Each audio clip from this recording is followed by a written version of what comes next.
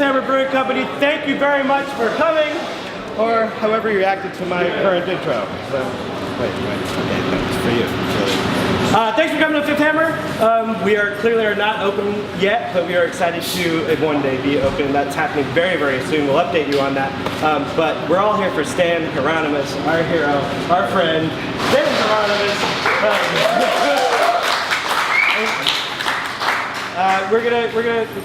Some people foraged and made some beers from local made ingredients. We're going to drink those after Stan's talk. If you want any more, what you've been drinking is the Finback IPA. If you want any more of that, we got plenty of that. And we're going to just open the floor and have some fun. Yeah. Stan Hieronymus. I'm really excited until I taste these beers, and there's a chance I'll be less excited. So I'll try and cut to the chase, tell a little fewer stories than I told last night, which was the same basic presentation. However, since we don't have a PowerPoint, if you want, you can follow this on your phone, or you can come sit by this table. Either way, so if you go to appalachianbeer.com/local and hit presentation, you'll see the slideshow. And if you have my phone, it will constantly shut down. Now, Appalachian is spelled APPELLATION, beer.com. So the first lesson of the day, the first marketing lesson, which Chris should pay attention to, is if your name is Hieronymus, you should not name your blog Appalachian Beer, because there's no chance people can search for either one, get close enough, and know how to spell them. I'm going to interject here also. The Wi-Fi password here is TextCuzme. That's TXTCUZME. That's both for the 5 and the 2.4. I don't know if we have a preference on what we use right now, but when we do, you guys are grandfathered into whatever you choose right now. TextCuzme is the password for the Wi-Fi.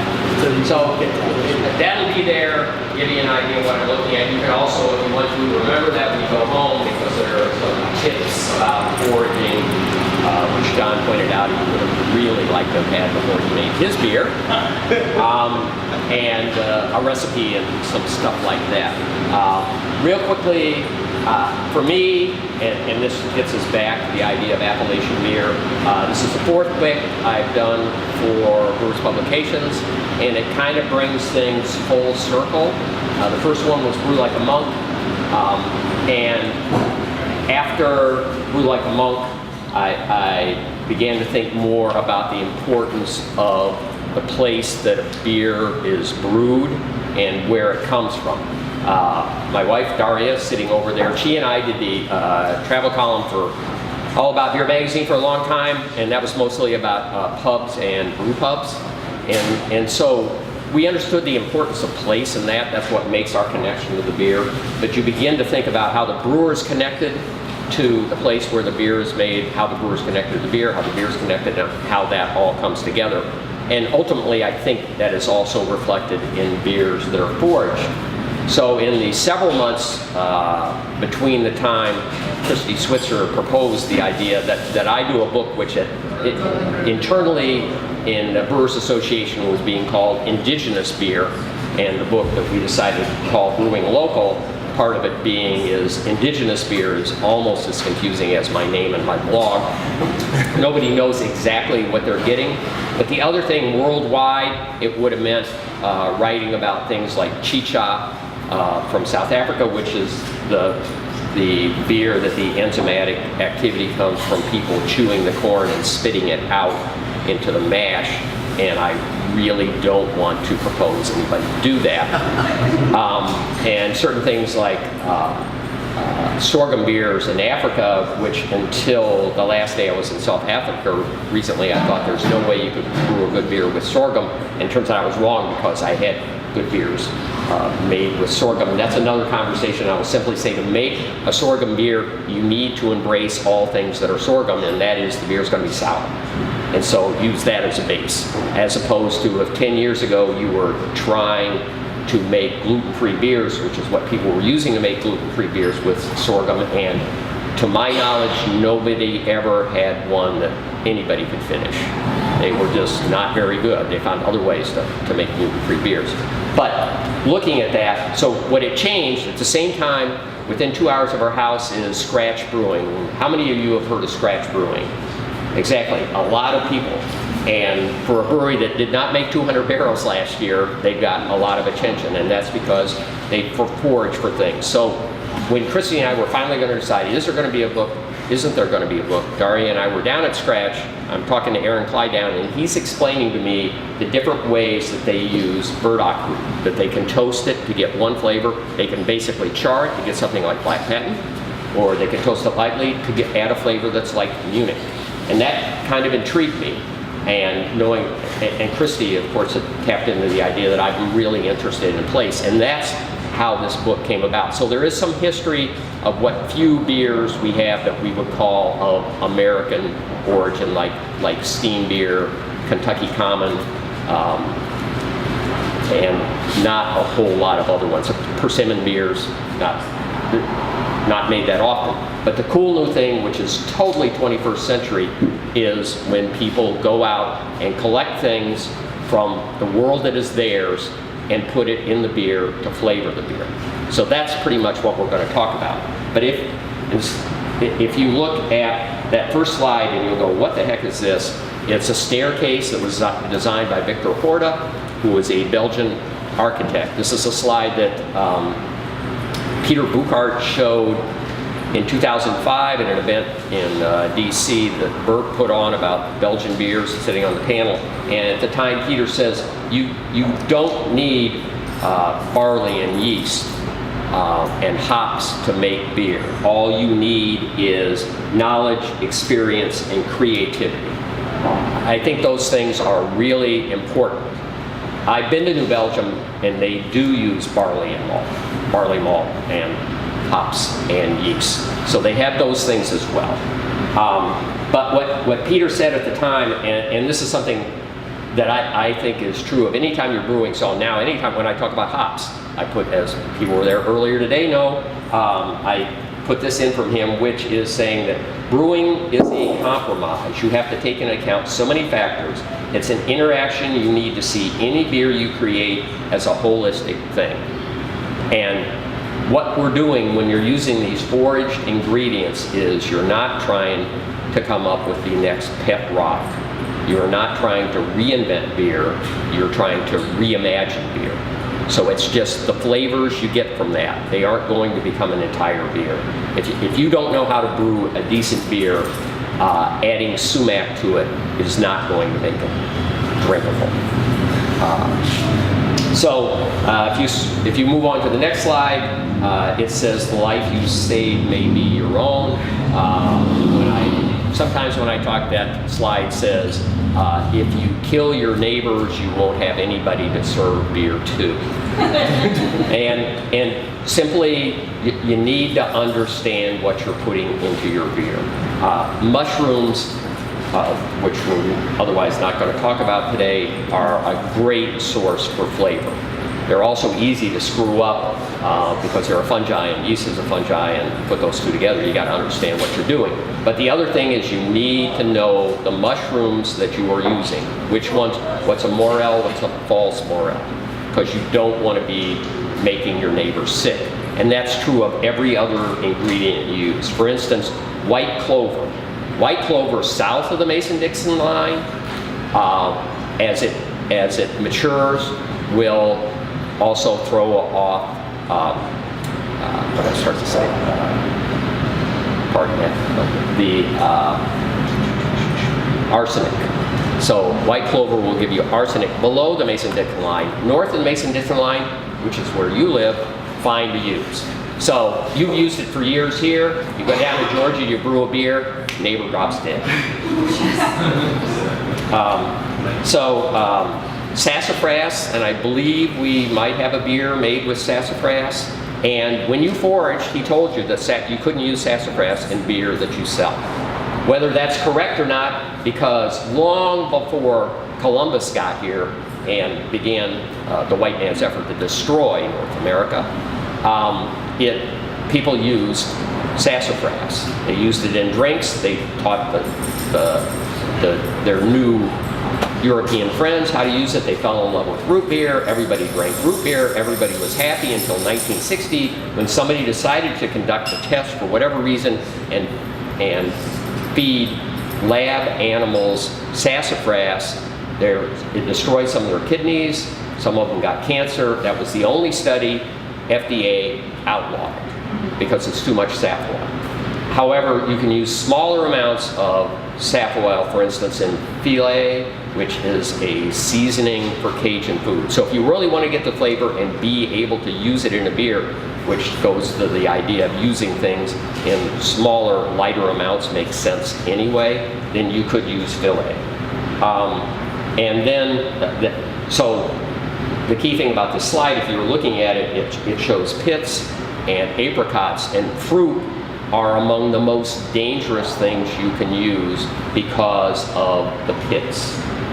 So, and apricots are, you would not, if you throw apricots in whole, then you are throwing in giant pits. And those pits, and the fruit pits, which also can occur in the twigs and the dried leaves, they have amyglidin. Amyglidin interacts with an enzyme in your stomach, and once again, it creates arsenic.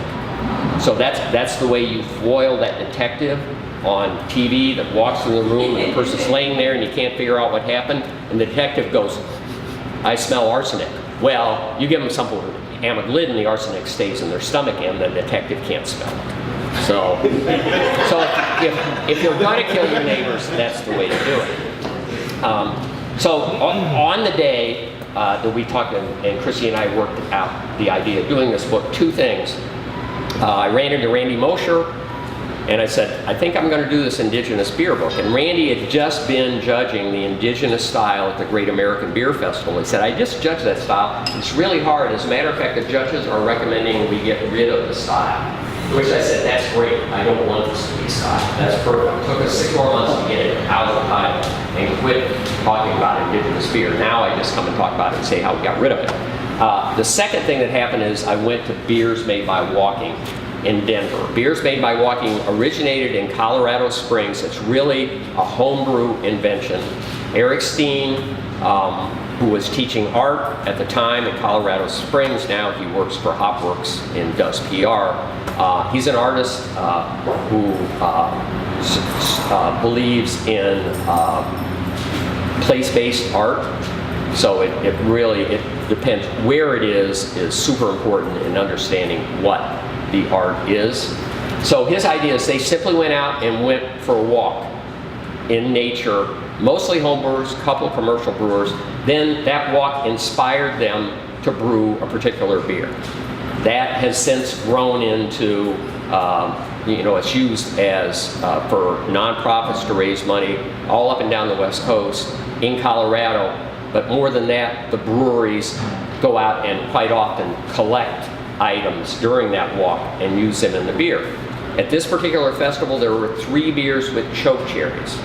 Choke cherries obviously have pits. Cherries themselves are actually approved by the TTB. For those of you who are planning on becoming brewers, it makes it easier for you to file for label approval. Choke cherries are not. I'm not quite sure why that difference exists, but choke cherries, there is that amyglidin threat. So I asked, the first brewer I asked about it, and he said, oh yeah, that's not a problem. I know exactly what's going on there. The second one said, well, the people from Beers Made by Walking took us around, and you would think they would tell us the things that were safe and the things that are not safe. The third one looked at me with this terrified look and said, holy shit, should I still be pouring this beer? And you do not want to be in that situation. Okay, that's the part that my lawyer said I have to tell you, so you don't. So when you're going out and foraging, you can ask yourself a variety of questions. First one is when you're looking at something, is it fermentable? Most of the time it will not be. You will overrate the importance of fruit and say, oh, this has 8% sugar. It also has lots of water in it, and if you're adding it to something that's already a 5% base, it's only going to kick it up a tiny amount. There are a few things that add fermentables. You can do it with potatoes, for instance. You can do it with chestnuts, strangely enough, which we'll talk about a little bit later. What aromas and flavors does it add? That's going to depend upon how you use it. Certainly if you grab flowers, take a look at them, see what they smell like. Is it bitter? Is it spicy? And those are the key ones. There are a lot of things that can add bitterness. And here you want to step away from, if you're foraging from somebody who is used to looking for edible items, well, you can use more than edible botanicals to bitter beer and add spiciness to it. So your palate is much larger. Then does the character complement or clash with basic beer aroma and flavor? And to me, that's the key one. It goes back to you're making beer. This is one more thing to flavor the beer. You are not in 1620 and desperate for anything that can ferment. It is okay to use the best barley malt. It's also cool, particularly since it's actually becoming something palatable to use. New York malt, for instance. I was recently in South Africa. There, the affordable malt is provided by what is now ABI. Before it was SAB Miller, before that it was SAB. And SAB has nicely supported craft brewers and also at the tail end homebrewers by providing them the same malt that they use. The problem is the malt that they use you wouldn't necessarily want to use. Every time I taste a beer and say, there's something a little off with this, it turns out they were using that as opposed to, say, a Wireman's malt or an imported malt. So it's not a great quality malt. But my point is that what you're doing is, again, reimagining beer, not trying to reinvent it. So when you're out and about, boy, this next one. So if you've got a phone or you can share it with people, we'll talk about trees first. And the picture there is a jabuticaba tree from Brazil, which is indigenous to Brazil, although they are bringing in, and it is, you look at it, it's got these bursts on it. It looks like it has grapes attached to the tree. Those burst out in a short amount of time each year, right out of the bark. So it's super cool looking. And I'd read about this and I'm going, this is neat. And you should tell the people in Brazil to consider brewing a beer with this. And so the next slide down, the way it works on my phone, you can go back and forth, is the day I get there, we go into a bottle shop and it turns out somebody's made a goza with this, and it has a grape-like character. So it's really, and it's a little bit jammy. So it's really interesting, and it's so cool, but I understand why they didn't use a picture of the tree right on the can. That would have been a little bit neater. A few weeks later, I'm in our local good beer store, and it turns out they are exporting that beer to the United States in St. Louis. Took a picture, sent it to people in Brazil. That's cool for them. Totally took the edge off of it for me. It would have been much easier. You got to go to Brazil to get, oh, I can just go right here and get this beer. It takes the excitement away. But when you're looking at a tree, you're thinking about the fruit, the nuts, the flavors they bring. For instance, again, at Scratch, what they are doing, is, for instance, is taking acorns and putting them in a jar and letting them ferment for a year. And then you add that to the beer, and it's like adding barrel character to it. You're getting vanilla, you're getting that wood character. Of course, you also have to blanch the tannins out. Otherwise, what you do is you get something that's like, your tongue feels like it's been licking these walls. So you can also think about the twigs. Not so much for flavor, although some twig-like things do add flavor a little bit. In the case, Forbidden Root in Chicago has discovered these stems of cherries, taste like cherries. You can use them. That flavor will persist into the beer and give you a little bit different depth of flavor than cherries themselves. So if you were going for something, so I'll run through the rest of the trees and then loop back to that cherry idea. You can use the bark as flavoring, use it in the boil, which takes around some other concerns about bad things happening. So that's generally when you want to use it. Hickory's going to taste a lot different than oak. Hickory's going to be sweeter. Use the sap. There are 3 trees that are really good for this. That is maple, birch, around us, that's river birch, and sycamore. So they only contain about 1% of sugar in there. So you're adding just a tiny bit of fermentables. You think about how much maple sap has to be boiled down to give you maple syrup and condense it down to that. So these are not big sweet bombs. The biggest variable there is they're just taking up all kinds of mineral from the soil. So you're not quite sure what the mineral tastes. So the best thing is tap one, see what you're getting. You're going, if you don't like that flavor, you probably don't want to brew with it. Pardon me. And use the wood itself. That can be either adding the wood in the mash or the boil, thinking, well, carry on. But another way to think about it is to use the wood to smoke whatever malt you're going to use. So for instance, in the case of talking back to cherries, so if you wanted, you could use cherries, then you could use the stems of the cherries to add the flavor, then you could use some smoked wall from the cherries, and you're going to get different depths of flavor. None of them comes up and whacks you in the face, but it adds some depth and complexity. Then thinking about the way you would look at plants, the picture here in this case is cow parsnip, which is this beautiful white flower. When I asked yesterday, I'm not sure how much of it is around here. It's all over the place in Missouri. We see it on the trails, bike riding and stuff like that. It mostly gives you a little bit of vanilla character, not very much, so you would have to add it late, but you get it in all parts of it. So it's in the leaves and the stems and the flowers. So it's an example how you can just use the whole plant.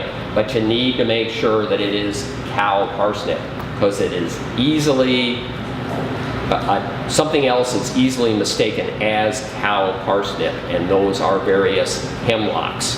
And I don't think I need to say any more about your neighbors and hemlocks. But in terms of the plant, you can use the flowers for flavor. Think about using the leaves. The stems are going to have that same character. The seeds can be toasted to get a toasted character, toasted more to give you something like coffee. And then obviously the roots to give you different flavors, to give you bitterness. Chicory roots, of course, give a coffee type flavor as well. Pardon me. So in Scandinavia, and particularly Denmark, several brewers and maltster and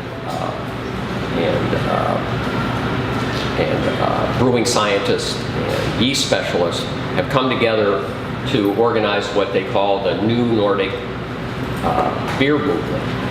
And it's obviously based upon New Nordic cuisine, except it's much more affordable. So if we're going to Copenhagen in December, and there's no way we're spending $700 a piece to eat stuff that's been foraged, and that's without wine. So kind of an expensive place to eat that way. But Anders Kissmeyer, there's one less hit. Four hammers.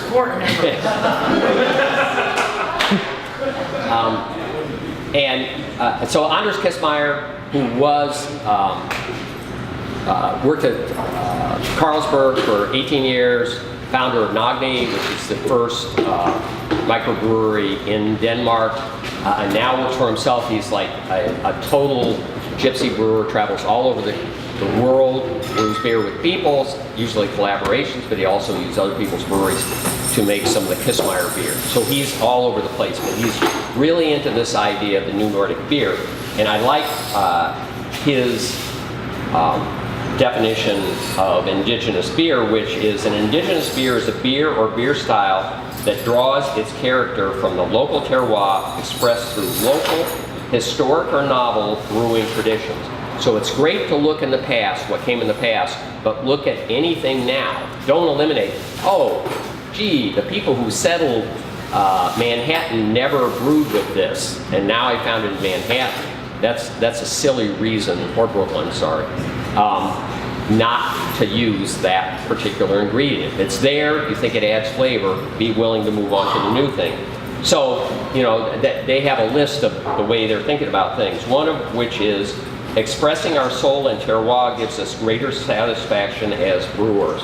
I think this is true of homebrewers, and it can be true of smaller breweries and local brewers. When you get bigger, it gets a lot harder because it's really hard to source enough cow parsnip for a giant. You couldn't get enough for one day at the other half. Well, not going to work that way. So it says, let local flavors inspire new techniques in processing and brewing. The same thing. Don't look at somebody's book, look at the past, look at the plant that you see in front of you. Seek inspiration from old indigenous beers, but do not in order to recreate them. So looking at what might have been a Gruit ale before, which we mostly don't actually know that much about, as opposed to saying, I want to make something without hops, how am I going to do that? Look at the ingredients to bring that in. And then apply modern science and technology, identification of active substances within these botanicals, chemical analysis, extraction techniques, optimizing dosing techniques, and addition times, etc. In other words, you can be a thoroughly modern brewer and use these things. So the next one's really a read it page, so I won't do too much of that. But it looks at a few botanicals and talks about the compounds that are in them that they share with hops. For instance, lavender, like hops, has geraniol, linalool, caryophyllene, limonene, pinene. When these compounds interact with yeast, they create still other flavors, other fruity flavors. I mentioned geraniol, linalool. Geraniol and linalool are absolutely essential components in creating the tropical flavor that you're tasting in this IPA. I'm not advocating that you need to use that because you also get the other flavors. Basil certainly has a lot of myrcene and linalool and citronella. If you put enough basil into that to get a high enough level of compounds to interact and give you the tropical flavor, it will simply become a pineapple pizza because the basil has so much, reminds people so much of pizza. So it's not the easiest interaction to have. But anyway, some of those compounds are lavender, geranium, basil has it, bog myrtle considered one of the essential additions to Gruit ale. It was either bog myrtle or wild rosemary, and bog myrtle also adds a certain amount of microbial stability and bitterness.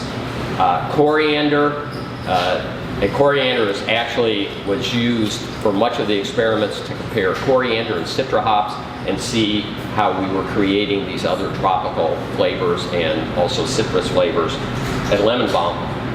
If you have it open real quickly, you can look and see comparing the oils in Cascade and Basil. And you see that Basil just blows the top off of linalool. Linalool is the compound that people associate with hops the most often. Firestone Walker, for their Basil Festival, in the past, they made a pale ale and finally flavored it with basil, and people just think it's another hoppy beer. So it's kind of a cool thing to be able to do. As far as a few tips go,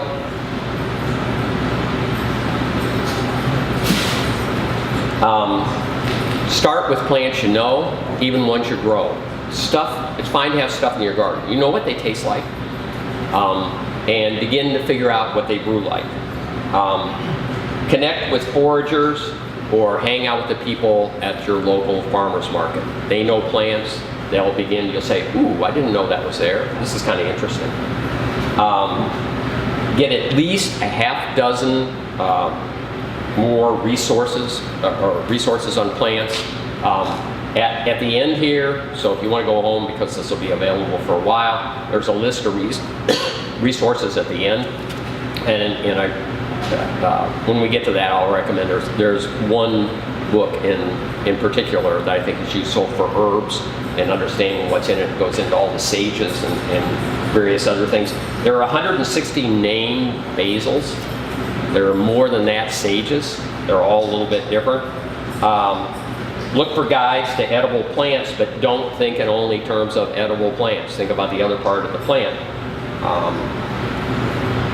Consider what spirits makers are using and doing with botanicals. When I was just in South Africa, they're struggling with this idea of having local flavor. So what people identify most often are rooibos and baku, which are plants that are used to make tea. So they know the flavor of rooibos. Well, I had a lot of beers with too much rooibos, and some beers with too much baku.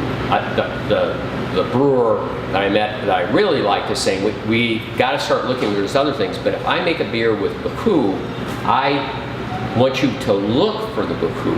I don't want you to drink this beer and go, boo, coo. You're just slamming people over the head again. That is not the point. Now my phone turns sideways. What are the flavors of baku? It's really tea-like and sort of big and bold. And to me, the ones I was having, it gave it a real harsh edge. So it was more of a lot of mouthfeel stuff. Embrace experimentation. Err on the side of caution. This is John's favorite one. No, actually, the next one is John's favorite. So err on the side of caution means think about what you're using. Remember, less is more. And as important as more can be less. Whatever you were thinking about using, use a quarter to a half of that. If you come up short, you can always spice it if you want to with the tincture, or you can brew it with more the next time. When you go over, you get a beer that people may not like to drink. We'll taste that and see soon. Beers will be cautionary. Yes. Not all plants act like hops or spices. So when I've been talking about the essential oils in these hops, if you want to get the essential oils in botanicals, if you want to get essential oils in your beer from hops, you do it by adding them in the whirlpool. You add them after, you don't boil it. 10 minutes of boiling eliminates half your essential oils. That's another discussion, but that old flavor additions that you guys also homebrew, that 10-minute flavor addition is simply a flavor elimination addition. But you don't want to think about it that everything goes in at zero. Several years ago at the Great American Beer Festival, Phil Markowski, when he was at Southampton, brought a saison that people fell in love with, and he just listed all the botanical names, and you had to go look it up. And one of those was lavender. And you're going, man, lavender is, what a great idea. This lavender is really good. And everybody went out and brewed beers with lavender, and everyone smelled like their grandmother's soap. I mean, 99 out of 100 at least. So using it at zero and using too much gives you that. At scratch, they're using the stems, and they're adding it at the beginning of the boil. So they're boiling it for 60 minutes. And that way they are getting a beer that has this cool spiciness to it. So experiment with different ways to do that and realize you continue to get different flavors from those sorts of things. So coming up next, we have a walkthrough recipe. And this, the further we get into this, the harder it is without having the PowerPoint. But real quickly, when you think about you're out walking, you look at things and pick botanical number 1. At that point, you stop and think, what am I doing? Where are we going with this? And what is going to work with this botanical? Maybe then you start thinking about what beer is going to do with it. There is a flip way to do this, which is that people start with, as soon as they see something, and go, what beer style am I going to make? Goza that I pointed out, Goza makes a great base for so many things that are fruity. Grisettes and saisons make a great base. But I don't think that's where you start. I think you think about the botanical, and later when you think about the grains, you think about what works with the botanical. Then think about botanical number 2, again, where are you going? Botanical number 3, where are you going again? Then the base grains after that. Then are you going to use hops? Why are you going to use hops? Pick your yeast, and then fill in the other things like your target gravity, your target bitterness, if that matters. So this is a recipe which is, you can download it. The way to do it is, so let's start with, this is a Missouri thing, but I think I looked and the internet told me you can get these ingredients as well. So let's start with sumac and the sumac berries. So that's number 1, we're gonna go out and collect those. And think of what sumac gives you, this nice lemon and tartness. So first thing is, what's gonna balance the lemon and tartness? So we're gonna be thinking about something that gives you some sweetness as well, to balance that, a little bit of sweetness and fullness to that. So off the sumac, botanical number 2, I'd suggest using chestnuts. Chestnuts are a Missouri thing, but they are trying to revive them on Long Island, as I understand. Chestnuts are the unnut. Chris and I were talking earlier, it's cool to buy them on the street when they're toasted and stuff like that. They have less oil. Problem with working nuts is they're oily, they kill your head retention, and they are actually fermentable. I mean, they'll add gravity to your beer. They add a nice nuttiness and a sweetness. We're going to use it just like a grain. They're going to mash with it and figure that it adds about as much per mass as something like Munich 8. And then for the third one, we're going to use meadowsweet, and which the meadowsweet has this wintergreen and almond character. The almond character is going to add complexity to the nuttiness from the chestnut, and then of course you're also going the wintergreen character and so on. An important thing, this is another one of those you got to think about, because it contains salicylic, because this is how we discovered aspirin. It was actually from meadowsweet, and so if your neighbor shouldn't have aspirin, your neighbor shouldn't have your beer. I'm like going to move you to a neighborhood you hate, I apologize. So that in terms of what we want from the grain, now you're looking for a complex base that these things can set on. In this case, I'm suggesting using some Pilsner malt, some wheat malt, some flaked wheat. Now if you really want to go all the way, you can go find a farmer who's growing wheat, and instead of that flake wheat, you can use unmalted wheat. But that's going to add some steps for you in the brew house. So we'll go with flake wheat, which is about as close to raw wheat as you can get in flavor. And then, of course, the chestnuts. Do you need hops, and to what purpose? Hops add microbial stability. So you brew, this beer is not intended to be sour. When it turns sour, you can't say, oh, I meant for it to be sour, unless you did. And it's probably not going to be, most of the beers, when people said those mistakes that you made that beer and you want people to drink it and you say this is a happy mistake, most of the people who drink this are still unhappy. So, and you want foam. Beer needs foam. So hops add that foam. And then whatever bitterness you're going to want. Initially when I was going around, I almost put another one in here to say you can use the stems and roots of dandelions to add bitterness. You need to experiment with that because they can get really bitter on you.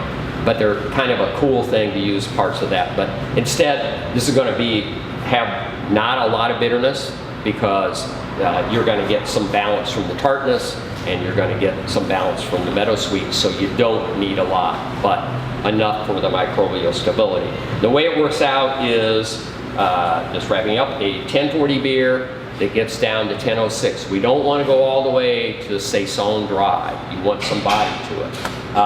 The IBU, do not care. I'd say hop it with enough hops that would give you about 10 BU using, my first pick is Hersbrucker because I really like Hersbrucker, Hallertau, and Strisselspalt are fine substitutes. All three of these are hops. Even at 10 BUs, you're going to have to add a fair amount of mass. They're going to add the polyphenols. Again, it's going to add mouthfeel. Let's see what's a group. So ultimately, the recipe would be 40% Pilsner malt, 40% wheat malt, 10% flake wheat, 10% chestnut. That's your fermentable. So if you drop by and see John at the store, he has this in like 4,000 different recipe sizes. I swear, like what, 5 gallons? 1 gallon, 2.5 gallons, 1 bottle, 17 barrels, everything. And your botanical additions will be both at 0, sumac, and my favorite part, thinking about what you add to these things, and I know brewers who actually do this with hops, is instead of thinking about when you measure, and what always tickles me, and not to make fun of John who's converted these recipes, is who the heck uses 5.2 ounces of anything? You know, and that's what it comes down to when you convert a recipe that happens. So in terms of the meadowsweet flowers, if you're using a basic 5-gallon homebrew batch, my suggestion is use 10 handfuls of flowers. If you use 8 or 12, I will not be pissed. Yeast-wise, I like a Chouf Ardenne yeast, but that's sort of up to you, and that's why you use 3522 or White Labs 550. The reason I like that yeast is, to me, it has a little bit more character than the Westmalle yeast, 3773, I think. But it doesn't have the amount of esters, but it does have some esters, so you're going to get a nice fruitiness, and you still get a nice spicy or clovey character. And then the last slide, which I really do suggest, when you go home and you grab that, look at the resources. If you want to get interested in herbs, then Encyclopedia of Herbs is the best book I know out there. And to promote another homebrewing book, this is from a homebrewer's view, the Homebrewer's Almanac by the Brewers at Scratch will never fail you, but you might fail yourself. So if you want to ask questions, that's okay. If you don't want to ask questions, and we can talk about it one-to-one later, and we get a chance to taste these beers faster, that's also okay.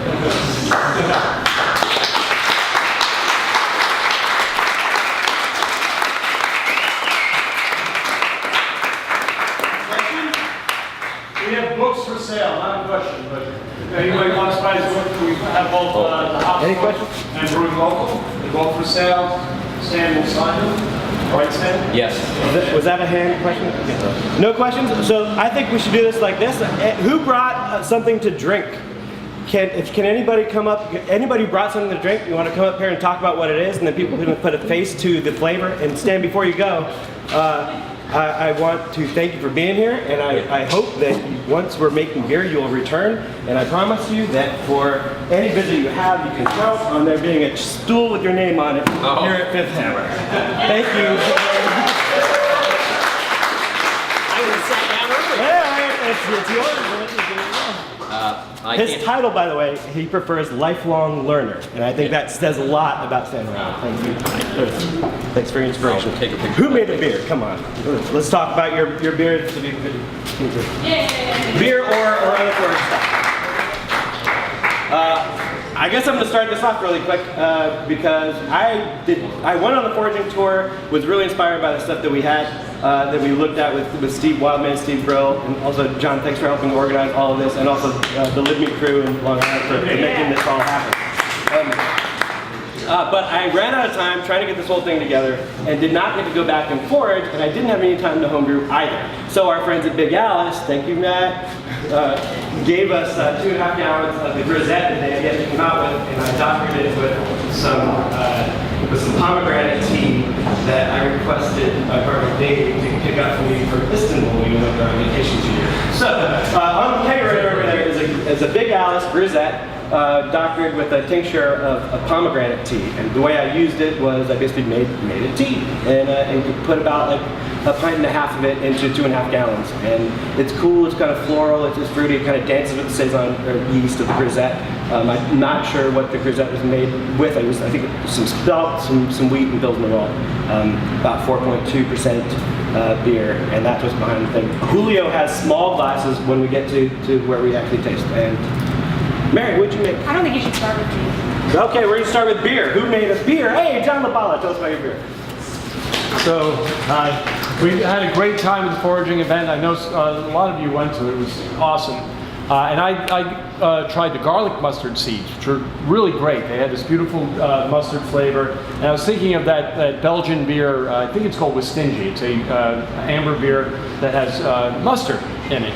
So I made a lighter version of that beer and used way too much of the garlic mustard because it was hard to tell, and I didn't see Stan's presentation before I made the beer.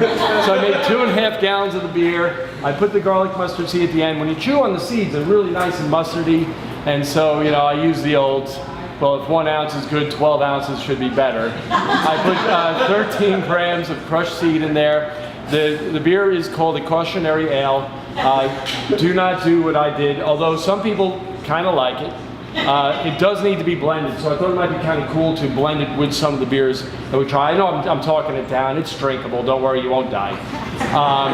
But it does have the flavor of Prospect Park, including cigarette butts and broken glass. So I think you'll learn something. Alex, you guys. Sure. I also went on the tour. I didn't have time. I have a couple kegs of like wild fermented or mixed fermentation beers that are sitting around my apartment. So once we were done, I froze spice bush. I didn't freeze the sassafras. I just like dried out the root. But then I took some of the spice bush, some of the sassafras, and made a tea. And then I used that tea as my priming liquid to put sugar into to prime up like a mixed fermentation saison. Just about a gallon, so there's not a whole ton of it, but it seems interesting. It's definitely a little weird. I had to end up throwing, I kind of burnt my sugar because I turned around, or not burnt the sugar, but I drove off everything that came out of the spice bush and the sassafras, so I'll admit that I cheated and threw some birch bark and ginger into the second steeping for the tea. So it may not be 100% Prospect Park, but I don't know that we need 2 broken glass beers. I'm Istanbul. Yeah. I'm Istanbul. And then I brought a bunch of other stuff that has like various ingredients that could be construed to be local. So I have some other stuff to share as well. But yeah, it was cool. It was interesting. The spice bush seemed really promising. The sassafras definitely was until I drove all the aromatics out of the tea by boiling it for too long. So it should be interesting. John? No? Anybody else have it? Oh, Barbara, do you have it? Oh, Dale, I'm Johnny Osborne. You're on candid camera. Oh, Surprise! Okay, over this way. Okay. I brewed a variation on an IPA that I brewed. I had some New York craft malt that I used as opposed to my normal choices, and then foraged in Prospect Park for an ingredient that we went over on that foraging tour. It's wood swirl. It's a type of clover, and it's not that aromatic, but when you taste the clover, you get kind of like a lemonade thing going on. So the beer I based it off of was an IPA, so I took out roughly the amount of hops that I used, about half, and replaced that with clover petals. So you don't get it really on the nose so much, but it has kind of like a lemonade-y thing that lingers on the palate, which is kind of interesting. And it's in the Sierra Nevada Pale Ale bottles. Barbara, you brought it. So it's kind of natural progression. Mine is actually kind of a work in progress. It's a mead that I was inspired by the garlic mustard seeds, and I thought, honey mustard, and just going crazy there. And then I threw some tarragon in as well. I toasted the honey mustard, or the garlic mustard, and crushed it. And I think the tarragon took over, but we'll see. And it's still going to be brewing. I pulled it off a couple of bottles, but I still have it's a work in progress. So as I always do, I procrastinated. Author of Speed Brewing. Hey. Yes. And I tested it once again. So I went on the foraging tour, but I have a bunch of spices and herbs at home. So I have sassafras, and then we actually tasted black birch on the tour, but black birch is not as commercially available, so I had some white birch bark at home. So I made a spirited soda. It's Monday night. I cold crashed it Thursday morning. It went from 10:22 to 10:02 in 2.5 days with my standard Red Star. What's the yellow packet? That is the champagne thing called Blanc. Yes, the champagne. It's called Blanc. What else? It was sassafras. Sassafras and birch. Sassafras. Sassafras and white birch. It's a soda. It's a and spirited soda. So it's sugar-based. So it's sugar. I just made a sassafras birch tea. I added Trader Joe's organic sugar, some of the champagne yeast, and it's 2.6% spirited soda. And I think it's pretty good, but it's not beer. Let's taste it. You get a small glass from Julio in the back. There's not very much of all of it. I guess the most we have is the 2.5 gallons of a cautionary ale. But find the faces to the flavors and let's drink it. After parties, add both Big Alice and Rockaway as we deem fit as it goes. But we will run out of beer because I haven't made any yet here. Soon enough. Thank you for being here.